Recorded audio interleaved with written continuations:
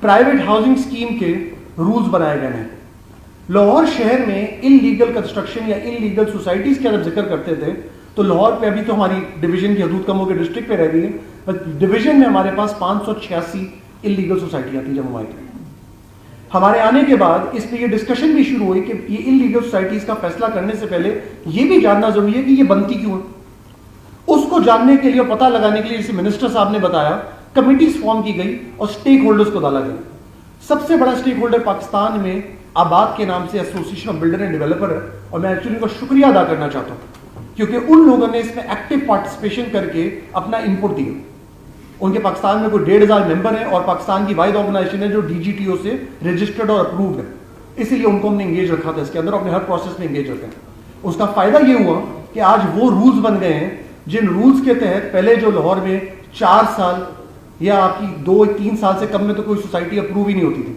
میں آپ کو یہ باقاعدگی سے بتا سکتا ہوں کہ لاہور شہر میں ابھی جو اس رولز بننے کے بعد 24 سوسائٹیاں اپروو ہوئی ہیں, ان میں سے اگر آپ چلے جائیں ایگزامپل کے طور پہ میں کہوں اسمارٹ سٹی تو 40 دن میں اپرووڈ ہوئی ہے, سینٹرل پارک 55 دن میں اپرووڈ ہوئی ہے, اور اس طرح کی دیگر سوسائٹی ہے, اتحاد ٹاؤن میں بہت سی سوسائٹیاں, ان سب کے اپروول کے پروسیس ٹائم پہ ہوئے ہیں, کوئی لیٹ نہیں ہو رہا اپنے ہاتھ سے. 24 سوسائٹیوں کا 1 سال میں اپروو ہو جانا یہ بھی بات بہت بڑی بات ہے. لاہور میں ایک بہت بڑا اور چیز تھی جس کو پکڑ لیا ہے ان رولز نے, جس میں سب سے بڑا فراڈ ہوتا تھا PPP. ایک چیز تھی جس کو یہاں پہ اپروول میں PPP کہا جاتا تھا. وہ PPP کرانے کے لیے لوگ جا کے 5,000 کنال کا PPP کراتے تھے, 200 کنال ان کے پاس زمین نہیں ہوتی تھی اور معصوم عوام کا خون چوسا جاتا تھا. 5,000 کنال کا کاغذ دکھا کے ان کو مال بیچا جاتا تھا جبکہ زمین 200 کنال نہیں تھی. اگلا بیچارے پریشانی میں رو کے بھاگتے پھرتے تھے جائے گا, اور آج بھی لوگ پھنسے ہوئے ہیں. پچھلے مسئلے کو حل کرنے کے طریقوں پہ کام تو چل ہی رہا تھا, کم سے کم آگے کا راستہ ہم نے بند کر دیا.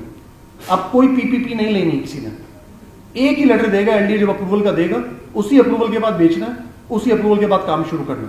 اس کو ختم کر دیا ہم نے کیونکہ وہ PPP ایک بہت بڑا میری نظر میں جرم تھا جو دیا جا رہا تھا, اور عوام کا خون چوسنے کا ایک طریقہ کار تھا ان لوگوں کے لیے جو چوسنے کے یہاں پہ بیٹھے ہوئے چلتی ہیں. ہم نے وہ راستہ بند کر دیا. ان رولز کے تحت اتنی اچھائی رہی کہ باقی ضلعوں میں جو ڈیولپمنٹ اتھارٹی ہیں ان کی ریکویسٹ گئی گورنمنٹ آف پنجاب کو, اور گورنمنٹ آف پنجاب نے یہی رول ان کے لیے اپروو کر دیے ہیں, اور ان کے پاس بھی آج یہ رول امپلیمنٹ ہو رہے ہیں. تو یہ LDA کی بہت بڑی جیت ہے کہ اس نے ایک سٹیپ آگے لے کے باقیوں کو بھی یونیفارم لاز دیے جو سب کے فائدے کے تھے, صرف اس لیے جیسے میاں صاحب نے کہا سٹیک ہولڈرز کی انوالومنٹ ساتھ تھی. چیز وہ بننی چاہیے جو سب کے فائدے کی ہو, نقصان کی نہیں. LDA کا کیا فائدہ ہے؟ LDA 10,000 روپے کنال کی فیس لیتا تھا, اب 15,000 روپے کنال کی فیس لیتا.